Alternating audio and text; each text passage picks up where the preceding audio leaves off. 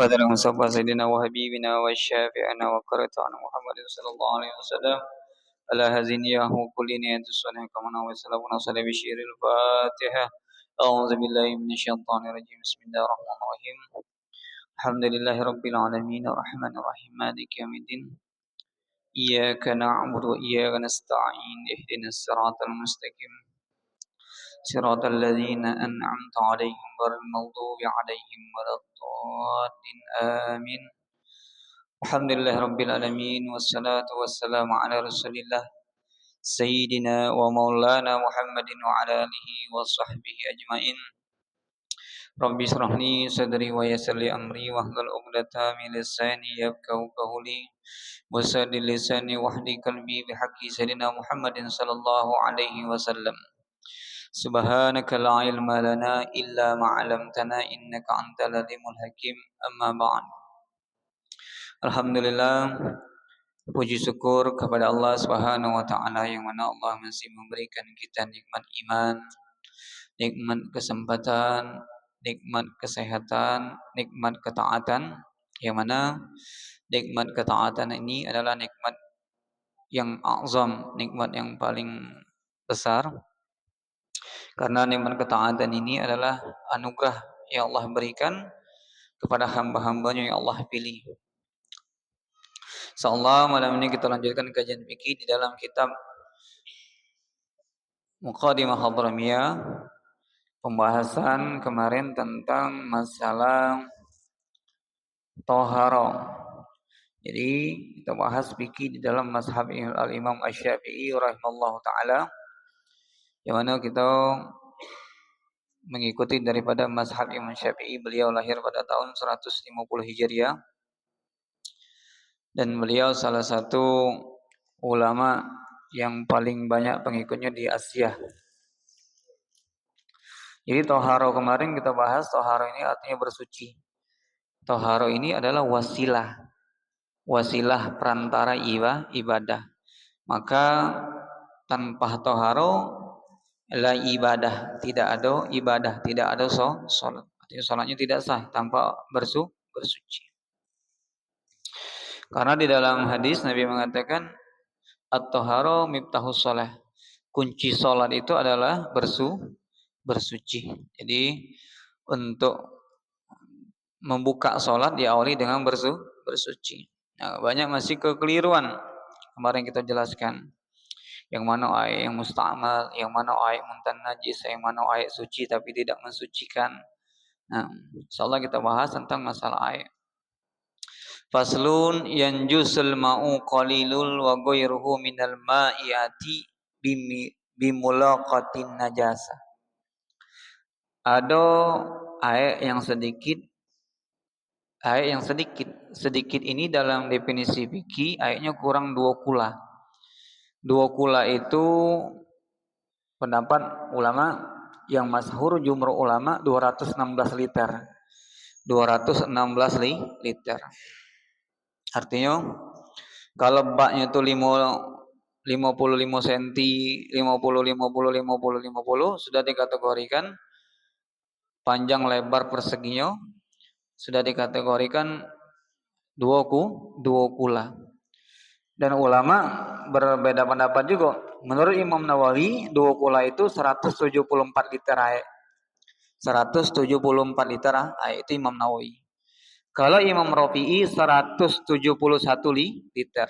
Jadi kalau baknya ada cuma 171, ini ikuti pendapat Imam Rafi'i. Kalau 216 liter jumhur ulama. Kalau Imam Nawawi 174 liter. Artinya kalau airnya sudah 2 kula, kejatuhan najis, dia berwudu, airnya dimasukilah di situ. Selagi airnya tidak berubah warna, bau dan sifatnya, suci dan mensucikan.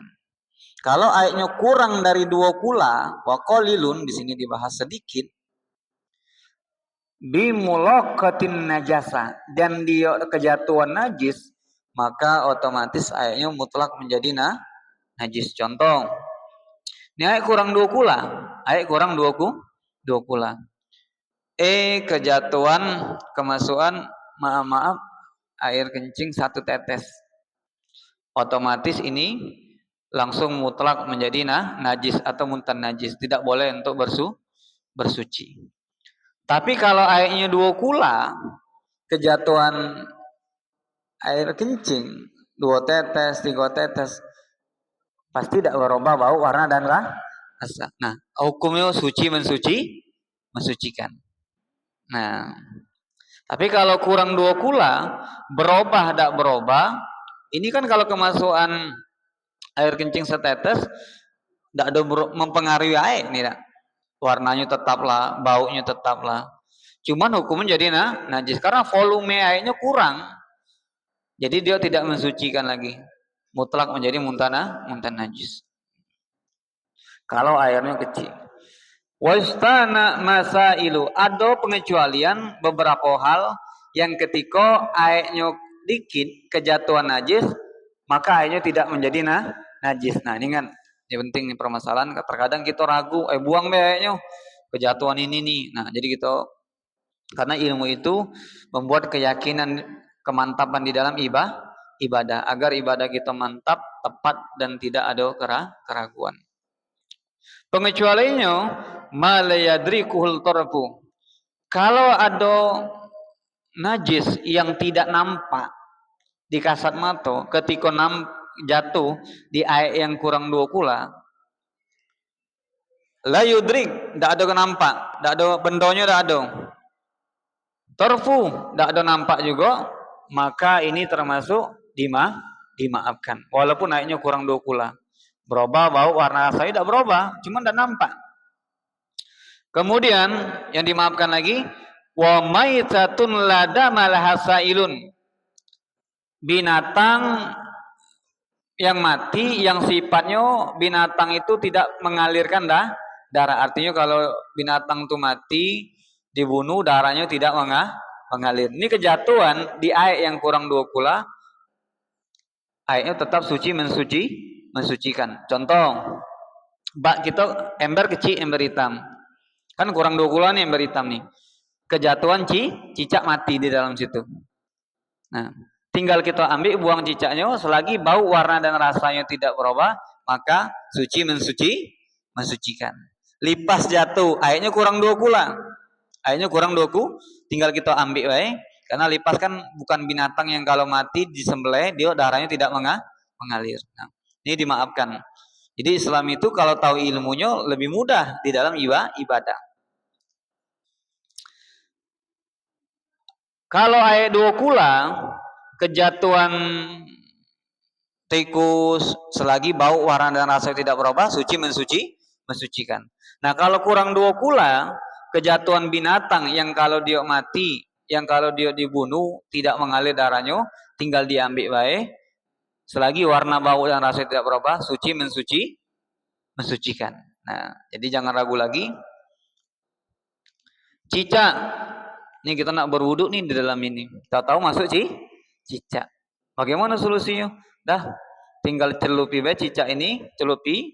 Karena di dalam hadis sayap cicak itu salah satunya ada racun, salah satunya ada penawar. Jadi kalau ada kopi kita dimasuki lalat, celupi sebentar, buang lagi minum. Halal, suci tidak suci. Nah, ini air suci mensucikan. Kejatuhan cicak mati ke dalam ini. Nah, tinggal kita ambil berwuduk dengan air ini, boleh. Tapi Ustaz, kalau cicak ini kan Ustaz, kalau nginggapnya di sampah, bagaimana? Nah, itu timbul zon itu persangkaan dan ragu.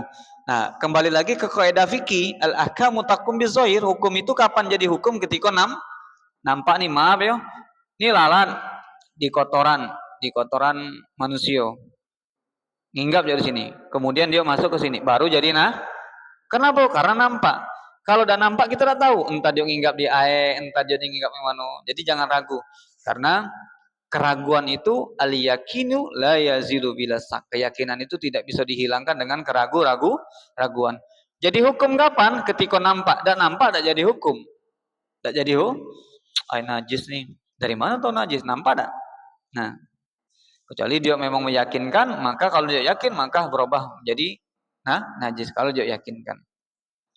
Kemudian illa in ghairat au turhan, kecuali kalau dia berubah. Nih masuk sedikit masuk lipas. Airnya kurang 2 kula.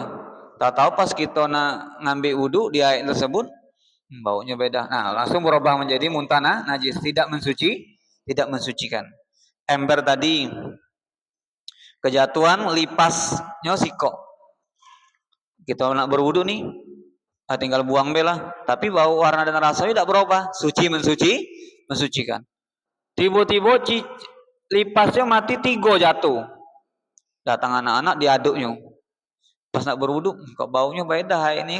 Nah, baru menjadi muntana najis, tidak mensucikan lagi. Nah, kalau air yang sedikit, kejatuhan binatang yang mati, yang bangkai, yang sifatnya tidak mengalir darah, maka tidak berubah bau, warna dan rasanya, maka mensucikan. Nah. Kemudian auturihon atau dibuang. Kalau sengaja dibuangnya langsung berubah menjadi muntah najis, tidak mensucikan.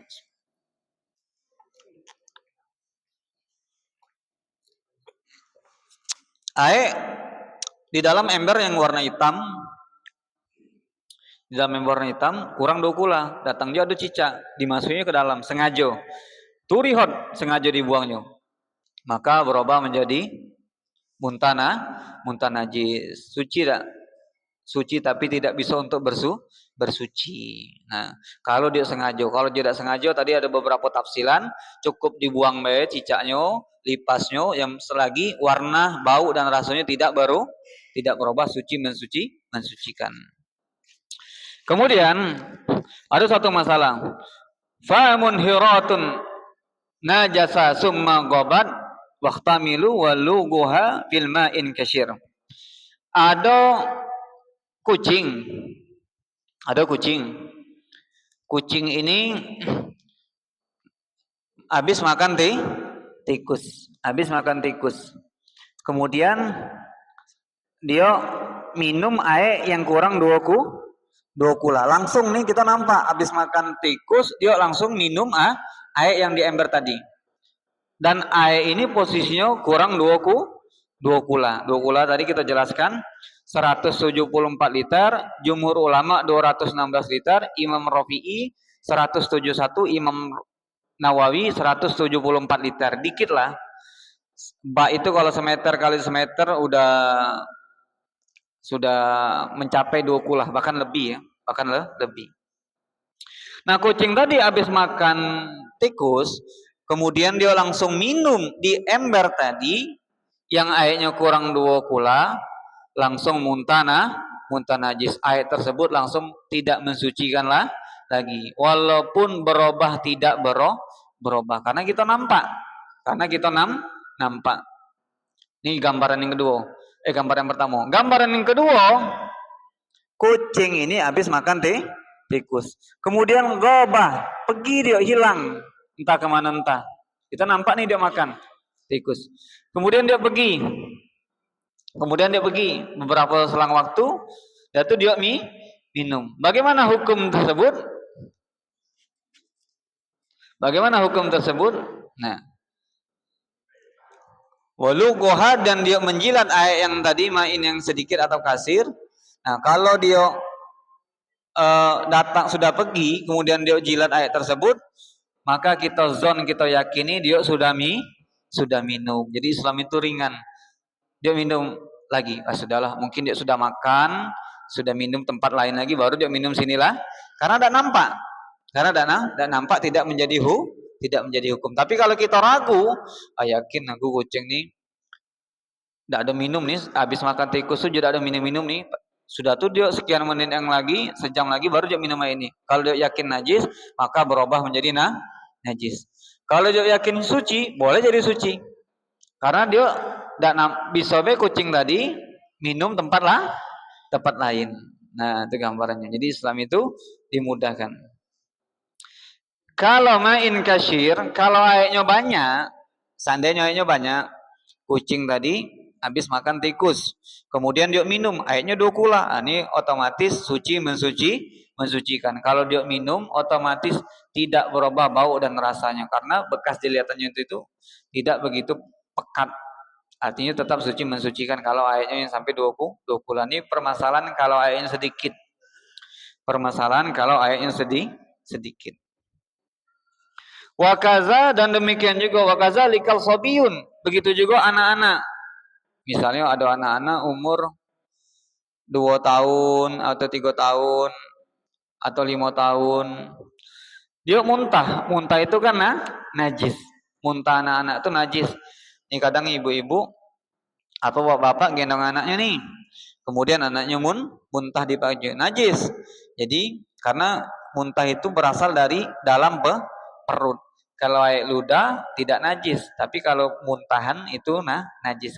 Yang keluar dari bawah tenggorokan ini, dari perut ini hukumnya najis. Nah, kalau dia lagi gendong anaknya muntah. Nah, jangan langsung bawa sholat, sucikan dulu muntahnya dengan air. Diambil air, misalnya kena di sini, cukup dibersihkan bagian muntahan. Sucikan. Nah, yakin sudah hilang, rasa baunya sudah cukup. Langsung ambil uduk lagi langsung sholat. Jangan langsung sholat, ini keliru kadang anaknya gumoh. Gumoh itu kan muntah. Itu kan keluar dari perut. Kalau anak kecil itu yang bayi itu, ada air yang warna putih itu kan keluar dari perut, air susu. Sudah masuk ke dalam perut, keluarlah. Nah, itu muntah. Itu hukumnya najis. Jadi disucikan dulu. Nah, kalau seandainya ada anak-anak tadi habis muntah, kemudian dia pergi. Anak tadi sudah muntah, dia pergi. Sudah pergi. Nah, kemudian baru dia minum air yang kurang 2 kula tersebut. Bagaimana hukumnya? Watamilu taharatuhu, maka hukumnya suci. Berkemungkinan baik anak kecil tadi pergi ke sana, pergi ke sini, dia minum, dia makan, maka air tadi maka bagian mulutnya tadi menjadi suci. Jadi Islam itu permudah.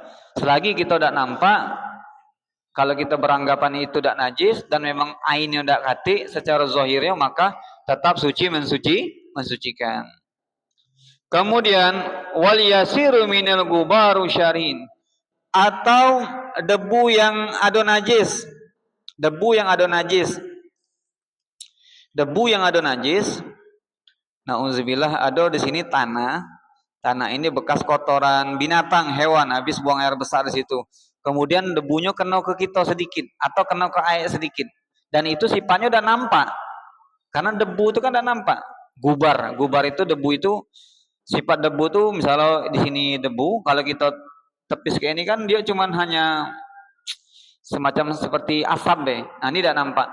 Ketika dia masuk ke air yang 2 kula, kalau sedikit bau warna rasanya tidak berubah, maka suci mensucikan. Jangan ragu. Kemudian walayun, dan tidak juga walayun najisu gubar syarijin au a'dha'u rutbah, dan tidak juga menjadi najis kalau di anggota badan kita terkena asap atau debu bekas basuhan, bekas hal-hal yang najis. Contoh kemarin kita ditanya di Sipangkawat, saya masuk ke rumah yang ayamnya banyak nian. Ayam itu banyak nian kandangnya. Tapi saya tidak terkena najis. Ketika keluar seperti bau tai ayam, sedikit dimaafkan kata ulama. Karena najis sudah kati, cuman baunya bae. Seperti orang merokok, asapnya kan bau juga tidak nempel. Cuma asap rokok tidak najis. Nah, bagaimana kalau asap yang najis atau bau yang seperti tadi? Kalau sedikit dan airnya udah kati, dimaafkan, maka tidak najis. Nah, semakin kita belajar, jadi mudah Islam itu. Nah, kemudian wa iza kana al-ma'u kulataini, kalau airnya 2 kula, fala yanjusu bi wuku'i najasabi. Kalau airnya sudah 2 kula, tadi kan permasalahan air yang sedikit, gambarannya kayak mana? Kalau masuk najis sedikit, berubah warna dan rasanya atau tidak, maka mutlak menjadi najis. Cuman ada yang dimaafkan beberapa hal tadi, seperti najis yang tidak tampak, kena asap, atau binatang yang habis makan bangkai kemudian dia menghilang, kemudian dia minum lagi air yang sedikit tadi, maka berkemungkinan dia sudah minum tempat lain. Kita jadikan suci. Kemudian sekarang masuk air yang masalah dokulah, tadi air yang sedikit. Air yang dokulah kalau dia masuk najis, bangkai apapun, bak kita dokulah nih, ada cicak tikus mati di dalamnya. Pas kita cium airnya tetap bau, warna dan rasanya tidak berubah. Biarlah tikus di situ, wuduklah kita, suci mensuci. Mandi wajib di situ, suci mensuci.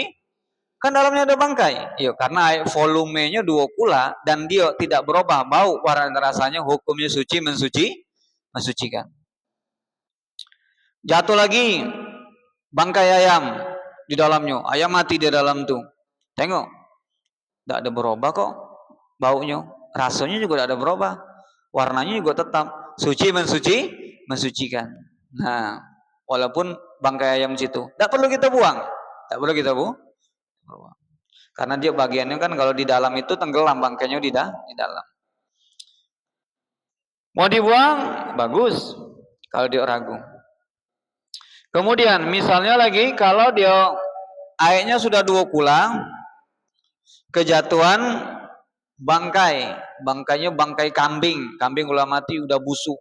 Nah, ini kan volumenya bisa kalah karena bau bangkai yang begitu besar. Jatuhlah kambing tersebut, sudah mati, kambing jadi bangkai, dibuang orang di bak. Baknya sudah 2 kula. Sekali kita nak berwudu, nak bersuci di situ, kok bau air ini berbeda yo. Kok salah sifatnya, salah satu sifatnya. Kok baunya berbeda yo, atau warnanya atau rasanya, maka walaupun lebih 2 kula, walaupun lebih 2 kula, hukumnya muntah najis. Artinya hukumnya tidak mensucikan lagi. Jadi solusinya bagaimana? Boleh dibuang airnya, diganti, boleh ditambah. Kalau baknya masih tinggi, sayang nih dibuang, buang be. Bangkainya ambil, dibuang. Karena airnya masih banyak, sayang, kita tambah volumenya. Pas ditambah, air tersebut netral lagi. Bau, warna, rasanya kembali semula. Maka kembali menjadi suci. Nah, karena asalnya suci. Nah, tapi sebaliknya, kita buat kasus lagi. Kalau ada asalnya najis, air kencing, alat kan sudah canggih nih. Dikumpulilah 1 drum, dikumpulilah 2 kula, difermentasikan, dikasih obat menjadi air tawar yang bening, baunya standar. Bisa udah jadi suci. Ditambah lagi dengan air, otomatis bau dan rasanya udah berubah. Bisa udah jadi suci? Tidak bisa, karena asalnya najis. Najis. Tapi kalau asalnya suci, kejatuhan najis, airnya 2 kula, berubah bau rasanya, ditambah volumenya, kemudian hilanglah ketika ditambah air tersebut, bau warna dan rasa itu menjadi semula lagi, maka suci mensucikan. Kemudian fa inna zala taghayyaru bi nafsihi aw bima'in. Walaupun ini ada air sudah 2 kula nih, sudah 2 kula. Karena dia terlalu lama diam, berubah baunya, kayak bau udah enak, bau semacam bau yang tidak enak lah, bima'in, atau baunya berubah tahuro, maka tetap suci, karena dia tidak tercampur apa-apa, karena dia memang perubahannya binafsi, perubahan dengan sendirinya. Nah, au miskin, atau ada air kurang 2 kula, airnya kurang 2.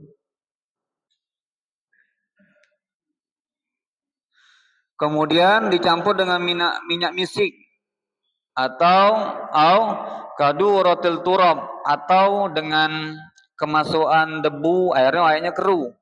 Nah, maka ini airnya tidak mensucikan lagi. Airnya kurang 2 kula, kejatuhan minyak wangi.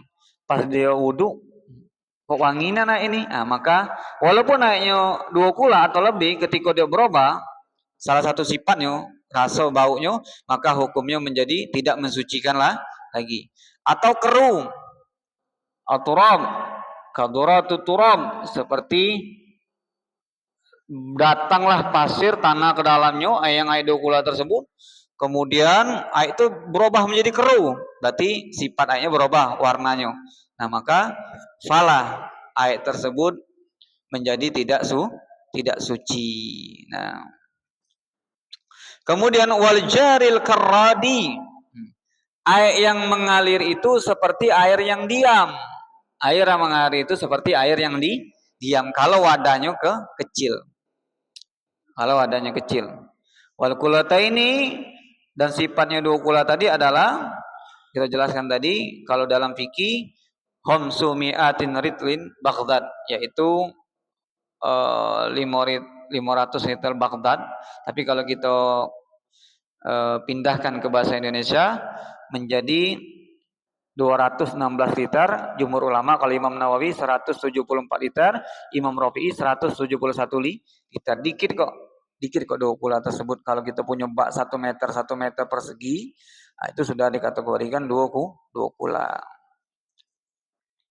Kemudian iza asbatahu alaihi tahirin bimutajisin, kalau seandainya dia samar, ragu di ayat tersebut, ayat ini suci atau tidak?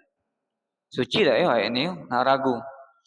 Misalnya nih kadang kita pergi ke pom bensin, tahu-tahu pom bensin itu baknya pendek, kadang sejajar pula sama kloset. Nah ini kadang jadi masalah itu, mulai timbul ragu. Enak yang kalau yang buang air kecil itu anak majelis, dia jongkok. Kalau ada anak majelis kadang kan dia tegak. Nah tegak ini takutnya ada keraguan di dia. Maka keraguan ini ajtahada wa taharu bima'in zona toharo. Kalau dia meyakini suci, maka menjadi suci. Contohnya seperti tadi. Dia begini ke pom bensin, tahu-tahu airnya kurang 2 kula. Pom bensin kan banyak orang nih. Suci dah air ini ya. Suci dah air ini ya. Timbul keraguan. Bagaimana solusinya? Dia tengok air ini, warnanya kayak biasa be, rasa-rasanya ini biasa be, normal be, dan dia udah nampak air kencing masuk di situ. Maka kalau dia zona meyakinkan suci, wa zonu taharatuhu, maka menjadi suci. Karena tidak ada yang membuktikan. Najis sih kata orang. Dari mana? Sifat airnya, warna, bau, rasanya normal. Najis sih, nampak tak benda najis itu? Nampak tak air kencing masuk di situ? Nah, kembali lagi ke situ lagi kepada hukum. Nah, maka kalau dia yakini suci, maka sah dia bersuci dengan yang tersebut. Selagi ain, warna, bau, rasanya tidak nampak. Jadi Islam itu mudah. Kalau kayak gitu dia sak, dan sak ini adalah minasyaiton, ragu-ragu di dalam ibadah, salah satu tipuan syaitan. Gunanya kita mengkaji, mantap kita di dalam ibadah. Suci tak nih? Secara ilmu fikih, bau rasanya dia normal, tidak hati berubah, suci. Dan juga najis sudah nampak, suci. Mantap kita dalam ibadah. Jadi ilmu inilah memantapkan kita di dalam ibadah. Tidak ada keraguan. Sholat 2 atau 3, 2 atau 3. Tidak ada nimbul keyakinan, ambil yang sedikit. Ambil yang sedikit, nambah 1. Wudhu ini, kalau wudhu beda. Kepala sudah atau belum ya? Kepala sudah apa belum ya? Belum. Wajib datangi belum. Jadi mantap. Jadi tipuan setan itu kalah dengan apa? Ilmu. Ilmu itu datangnya kapan? Ilmu itu untuk apa? Untuk yakin. Kalau tidak ada ilmu, timbul ragu. Benar tak ya? Sah tak ya? Najis tak ya? Nah, ketika kita ada pengetahuan, hilanglah keraguan itu dengan ilmu. Walau akma, walaupun orang itu buta. Suci tak air ni kata dia kan? Nah, suci tak ya? Tak nampak dia. Nah, najis, tak nampak barang itu buta. Bagaimana? Fa'ina, kalau sesungguhnya dia zanna tahara, meyakini itu suci, maka berubah menjadi selagi dia orang buta, nauzubillah, maaf, dia tak nampak warna, cuman dia bisa merasakan. Kayak normal lah ini suci, maka berubah menjadi suci. Saking segitunya. Walau akhbaru bi, seandainya ada khobar, ada yang ngasih tahu bitanajusihi, bahwa itu najis, siko orangnya yang benar. Siko itu orangnya tidak sering bohong ya. Kalau orang sering bohong, tidak dapat kesaksian itu tidak bisa. Dalam Islam orang fasik itu salah satunya orang sering bohong. Ketika dia sering bohong namanya fasik. Fasik ini kalau dalam Islam jadi saksi tidak sah, saksi nikahnya tidak sah. Karena apa? Fasik. Kemarin kita bahas juga di dalam kitab Buku yang Motosidin itu salah satunya wali yang fasik tidak sah menikahi anak-anaknya. Jadi solusinya bagaimana? Suruh tobat dulu. Suruh toh bapak perempuan ini tidak sholat kan termasuk fasik. Nah, tidak sah dia mengakadkan nikahannya. Jadi bagaimana? Solusinya tobat dulu. Kalau guru kita tuh kalau tahu nih bapaknya sering gini-gini, tobat dulu di kamar. Tobat dulu. Apa suruh sholat tobat, istighfar, azam. Ya Allah, aku jangan tidak ngulangi lagi perbuatannya. Saking segitunya. Kehati-hatian di dalam Islam. Kemudian wa bainal sababal au kanal faqihan muwafiqan. Nah, kalau dia orang itu siko benar, ini suci nih. Dia yakin orang ini benar, sudah menjadi suci. A'tamadahu atau dia bersandar kepada orang yang dia yakinkan orang itu bisa kalau ngomong benar. Ini suci dah ya, suci nih. Tadi aku nampak tak ada terkontaminasi apapun, maka menjadi suci saking segitunya. Kemudian lanjut lagi. Wa yahrumu istimalul auni zahabi wal fido. Diharamkan menggunakan wadah yang terbuat dari emas dan fiddah. Emas dan fiddah. Fiddah itu perak. Kalau di dalam kitab Taqirat di sini dibahaskan kasratul menyakitkan hati fuqara orang miskin. Kita ini punya emas, kita buat gelas, kita minum. Kalau nampak orang miskin kan hatinya sakit, hancur, ya Allah, aku makan sampai susah, dia minum dari gelasnya emas. Angkanya diharamkan di dalam Islam. Ila darurah, kecuali dalam keadaan darurah. Kenapa sih dalam fikih kitab seperti ada bab ini? Karena di dalam zaman jahiliyah tersebut, orang-orang sombong jahiliyah tersebut mereka menggunakan wadahnya dibuat dari emas, gelasnya, sendoknya. Itu kan kata Nabi haram karena itu menyakitkan hati orang miskin dan hati orang fakir. Wattakhuzuha walau inna'u sagiran, walaupun dia buat wadah yang kecil seperti kahmu hulatin, seperti tempat celak. Dia saking banyak duitnya dia buat tempat celak itu dari emas, hukumnya tidak boleh. Cuman kalau dari gigi dari emas boleh tak? Boleh. Itu di dalam kitab Takrir kemarin kita bahas, memang belum selesai. Jadi diperbolehkan dia mengganti giginya dari emas, ujung jarinya misalnya na'udzubillah lepas. Nah, dia ganti, diperbolehkan hidungnya diganti dari emas. Itu anehnya boleh di situ. Gigi boleh. Cuman kalau buat gelas tak boleh. Kemudian wa masu bibabiz zahabi, walaupun dilapisi dari emas juga tak boleh. Besi lah gelasnya, cuman dilapisi dari emas, itu tidak boleh. Jadikan sombong ya, jadikan angku, ujub, takabur nanti. Wala yarhumu, dan tidak haram kalau masubiba bil fidda ila sabati kabiratul ziyanita. Tidak diharamkan juga kalau dia menjadi lapisannya terbuat dari emas atau perak, tapi sedikit. Kalau dia dilelehkan sama api, lebih banyak besinya daripada emas dan perak yang tersebut. Nah, ini tidak apa-apa. Dan ini pun hanya untuk perhiasan, bukan untuk pakaian, untuk perhiasan. Tapi sedikit. Kalau dilelehkan, emas itu kan kalau dibakar kan cair. Emas itu kalau dibakar cair dia. Nah, kalau dibakar lebih banyak besinya daripada emasnya. Ini termasuk tidak diharamkan. Nah, halal dipakainya. Lanjut lagi, kemudian jadi perkara-perkara ibadah dari segi tempat, karena zaman dulu tuh kenapa seperti ini dibahas, karena zaman dulu tuh wadah ada terbuat dari emas, dari perak, untuk wadah wudu, untuk wadah minum. Nah, itu diharamkan karena menyakiti hati orang miskin. Bayangkan Nabi itu lebih memilih al-yauma ju', sehari lapar sehari kenyang. Nabi itu pernah ditawari Jibril 2 gunung Uhud menjadi emas, tapi Nabi tidak Tidak mau Nabi memilih sehari lapar sehari kenyang. Kalau gitu enggak nih Allah. Tapi Nabi tidak mau. Karena Nabi ingin merasakan juga menjadi hamba-hambanya yang fuqara wal masakin. Nabi itu senang juga makan. Nabi itu kalau banyak lagi ada makanan banyak berlebih, Nabi lebih senang duduk makan sama orang miskin, sama orang fuqara. Kalau kita udah ada banyak duit, traktir kawan yang kaya-kaya di kafe. Tetap balik. Nah, kemudian di dalam bab taharo ada lagi namanya sunnah-sunnah hisalul fitrah. Yusanu siwaki fi kulli hal. Disunahkan juga bersiwak. Ini salah satu sunnah yang bakalan lama-lama menjadi hilang, sunnah siwak. Bahkan rakaatani, 2 rakaat orang yang salat menggunakan siwak afdalu min sabaina, lebih afdal daripada 70 rakaat orang tanpa bersiwak. Nah, itu bukalah luar biasa. Bahkan akhir-akhir Nabi itu sebelum Nabi wafat, Nabi minta siwak. Seketika Nabi bersiwak barulah ruhnya keluar. Jadi fadilah siwak ini luar biasa.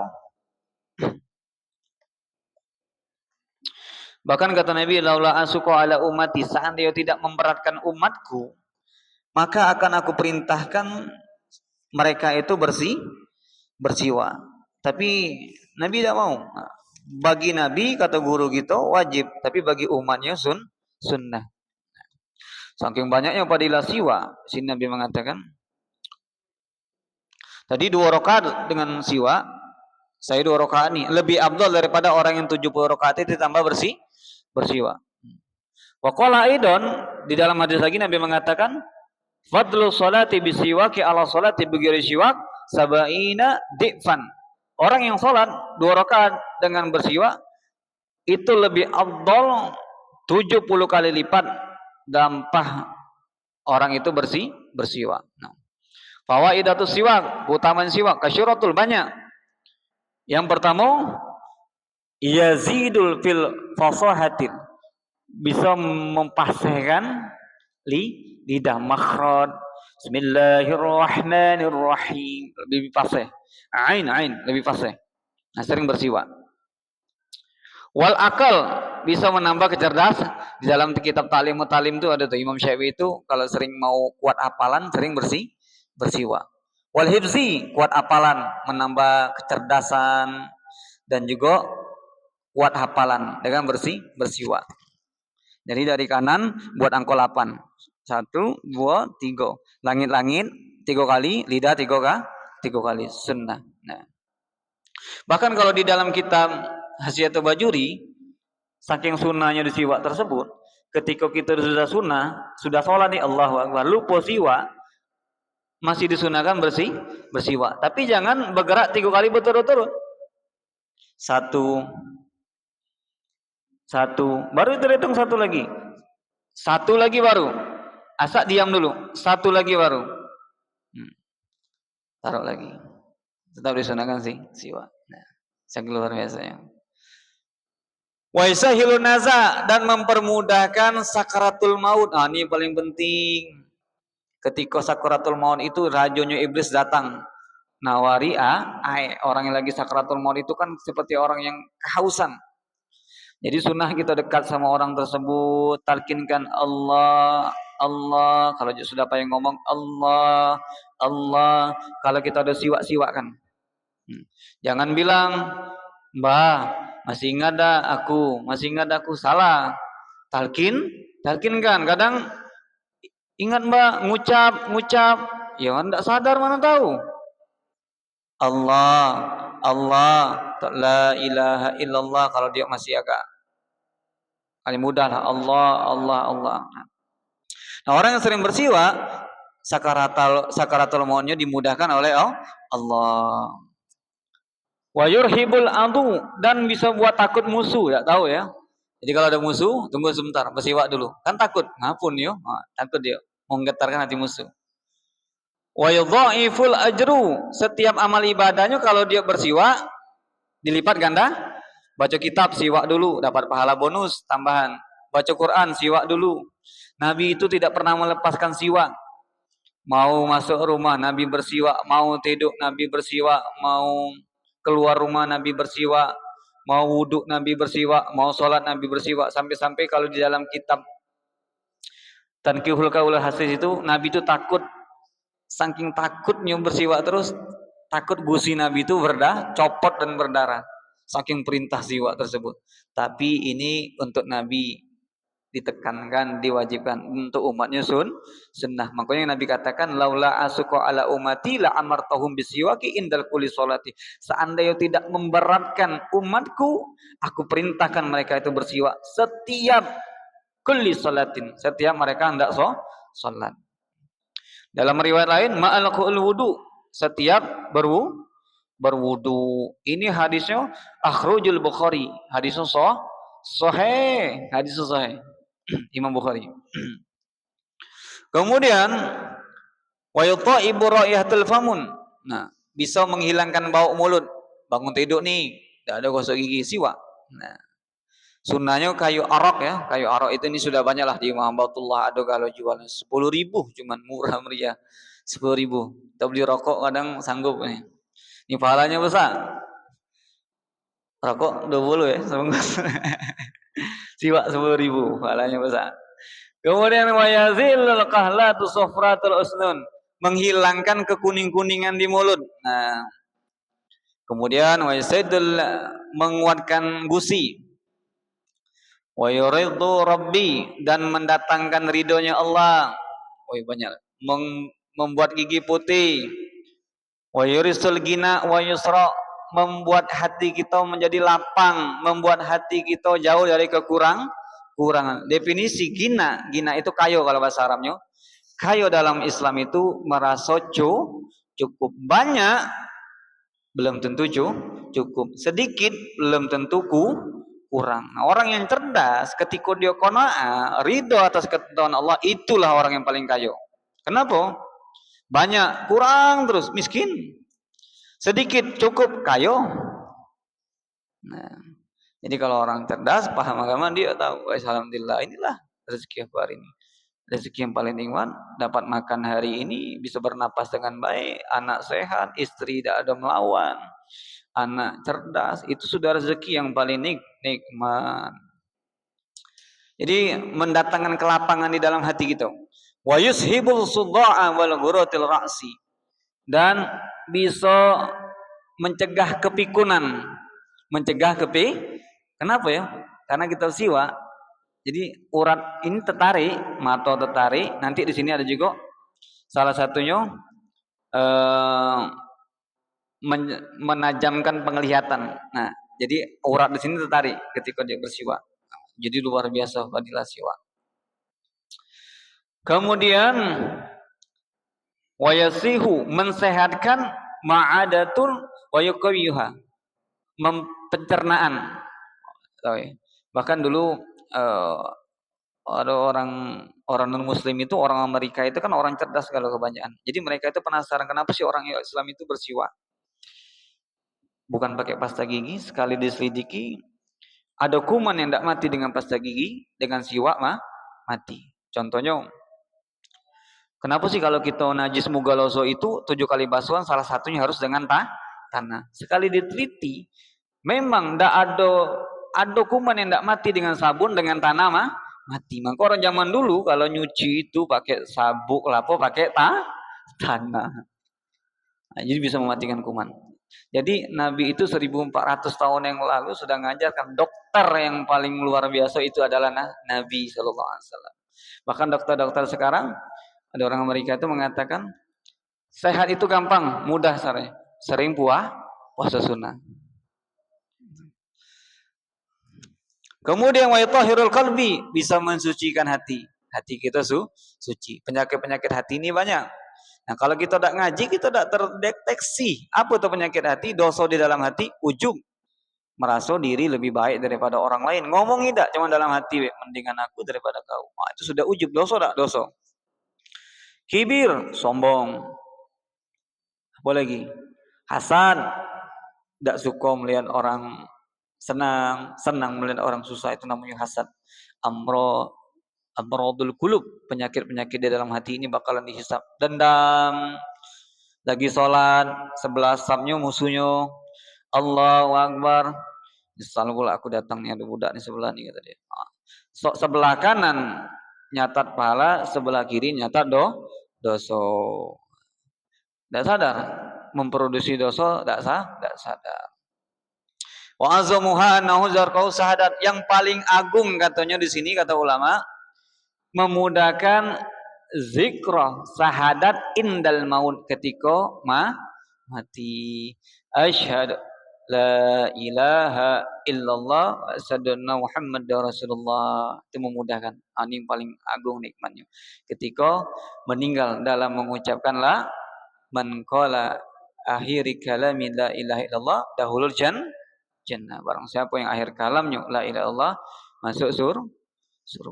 Jadi luar biasa fadilah siwak. Ini masih banyak kalau kita utarakan hadis-hadis tentang siwak tersebut.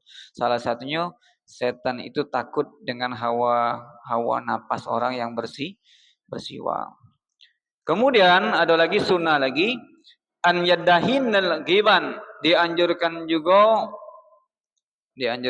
apa nih? Meminyain kulit. Nah, jadi Nabi itu ada semacam tas kecil. Nabi itu di situ ada minyak, ada sisir. Nabi itu rapi orangnya ya. Nabi itu rapi, bukan jangan bayangin Nabi itu kayak mana. Nabi itu bersih rapi orangnya. Jadi Islam itu pokoknya dalam hadis an-nazafatul minal iman. Allah lampu ini hadis ya. Kebersihan itu sebagian daripada iman. Jadi sunnah kita minyak. Kalau kulit kita kering, sunnah kita minyakkan.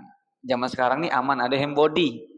Nah, jadi kulit kita punya haknya. Wa kullu syai'in haqqun.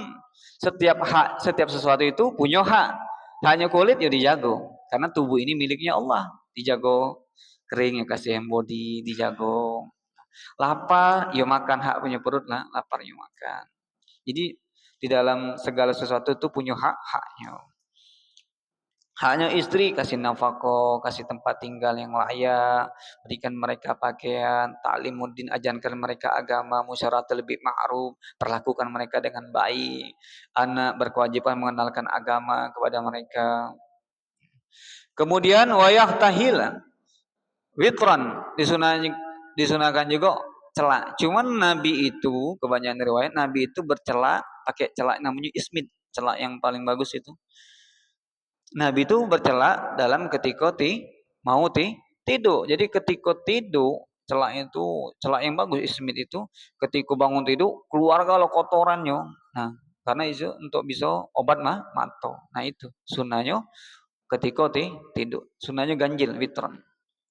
Kemudian wayakusul syarim, disunahkan memendekkan kumis, merapikan. Sunnah. Jadi Islam itu rapi yo, jangan kumis semua lebar. Minum kopi lengket di sini. Jadi Islam itu rapi, Islam itu bersih. Nah, jangan ini orang Islam tuh kumelian, ada mau pula orang masuk Islam kagak. Nah, jadi Islam itu rapikan. Wa yuqallimuz zafar, memendekkan kuku, memotong kuku, sunnah. Nah, kalau di sini dibahas ada 2 cara. Nah, disunahkan dari sini 1, 2, 3, 4, 5, 6, 7, 8, 9, 10. Nah, cara yang pertama. Cara yang kedua, dari kelingking terus ke sini. Nah, sunnah memendekkan motong kuku ini hukumnya Kapan jadi wajib? Ketika sudah panjang kotoran itu mencegah air ke wudhu, hukumnya wajib dipotong, dibersihkan. Kalau dia tidak mau potong, dibersihkan kotor-kotorannya. Takutnya ketika dia wudhu mandi wajib, kulitnya terhalang karena ada kotoran tadi. Jadi kulitnya tidak masuk ke air. Jadi sunnah merapikan kumis, kemudian kuku. Nah, kemudian wayantifa al-ibta, sunnah juga mencabut bulu ketiak. Cuman kalau cabut sakit dah. Kalau yang biasa dah. Nah, sudah kalau yang ada sakit sudah pakai dicukur baik. Kenapa kalau itu bulunya banyak, itu nanti kalau keringat menimbulkan efek bau. Jadi sunnah. Jadi Islam itu luar biasa mengajarkan kita zahir batinnya bersih. Wa yazilu sya'rul ana. Maaf, sunnah mencukur bulu kemaluan. Lewat 40 hari hukumnya makruh. Jadi sunahnya sebelum 40 hari dipotong. Kata ulama, karena kebanyakan syaitan itu bergelantung di atas sya'run anah, di bulu kemaluan. Itulah maka syahwat itu cepat timbul kalau nengok yang bukan mahram. Nah, jadi sunnah sebelum 40 hari 40 hari sekali, 40 hari sekali potong sunnah. Jadi sunnah. Kemudian wa yusarihul lahya, merapikan jenggot. Nah, jenggot. Kalau di Imam Syafi'i hukumnya haram memotong jenggot habis. Kalau Imam Nawawi sudahlah makruh, tidak ada sampai haram. Nah, jadi dirapikan. Cuma kondisional. Kalau kita kadang jenggotnya cuma 3 ekor, 4 ekor kan tidak cocok. Sudahlah dibuang lah. Salah kan? Di kondisional keadaan sini. Kemudian wayahdi basaiba bimratin wa sufratin, dan sunnah juga menyemir rambut dengan warna merah atau kuning. Kalau warna putih tidak boleh, warna hitam tidak boleh. Kecuali perempuan yang sudah minta izin sama suami. Kalau laki-laki tidak boleh, karena uban itu agak jadi saksi. Nyabut uban itu hukumnya makruh ya. Nyabut uban hukumnya makruh, karena itu nanti bercahaya di hari kiamat. Nah, kalau yang mau nyemir warna merah atau warna kuning. Makanya kalau tengok ulama itu Abi Umar bin Hafiz itu kan yang warna merah. Nah, Nabi yang memerintahkan kalau menyemir warna merah, warna hitam. Kenapa? Kalau warna hitam itu terkadang menipu. Umurnya udah 70, semir warna hitam, nampak anak gadis, masih muda bapak nih gitu kan. Nah, kecuali agak mau perang, diperbolehkan dalam keadaan perang untuk nakuti musuh. Wah, ini masih muda kuat tenaga ini. Ada hal-hal diperbolehkan nyemir warna hitam tadi. Sedikit lagi kita habiskan. Wal muzawajatu yadaiha rijalain bilina. Dan sunnah juga bagi perempuan itu yang sudah menikah pakai henna. Perempuan kaki tangannya pakai henna sunnah. Tapi henna bukan kutek. Kalau kutek ini wudunya tidak sah, mandi wajibnya tidak. Kenapa kutek itu sifatnya kayak cat? Dia menghalangkan kulit. Kalau henna ketika kering sudah hilang, tinggal asarnya weh. Asar itu dia tetap kalau ke kulit itu nembus kulit. Tapi kalau ada orang nikah itu kadang dia pakai henna tangannya. Nah, itu kan pori-porinya tetap tembus. Nah, artinya tetap nembus saya sah wudu dan mandi wajibnya sah. Nah, perempuan yang sudah menikah sunnah dia pakai henna di kaki dan di tangannya sudah menikah. Jangan laki-laki. Nah, dan juga kemudian watan full saibu. Nah, wayakurhul qaza, dan makruh memotong rambut sebagian. Kayak maaf ya, anak pang hukumnya makruh, motong rambut separuh-separuh itu hukumnya makruh. Hukum motong rambut separuh qaza kalau bahasanya. Kalau fikih ini namanya qaza, separuh-separuh, hukumnya makruh.